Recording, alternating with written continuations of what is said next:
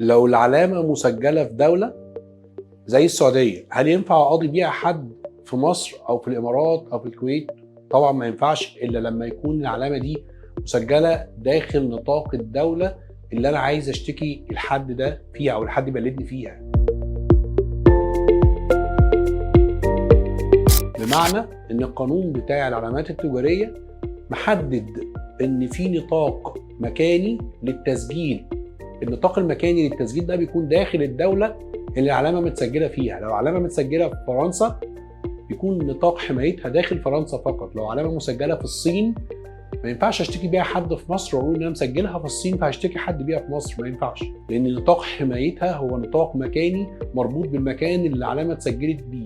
فبالتالي لما بحب احمي علامة تجارية، لو انا هشتغل بيها زي ما قلنا في الفيديو بتاع التسجيل الدولي، لو انا هشتغل بالعلامة دي وانا شركة مصرية واشتغل بالعلامة دي داخل الامارات، لابد ان يتم تسجيل العلامة بتاعتي داخل نطاق دولة الامارات عشان اكتسب الحمايه القانونيه داخل الامارات، لان حمايتها القانونيه داخل مصر تسجيلها بمصر بيكون بيديك حمايه قانونيه ليها داخل دوله مصر فقط، والعكس لو هي مسجله في الامارات نطاق حمايتها بيكون داخل الامارات فقط.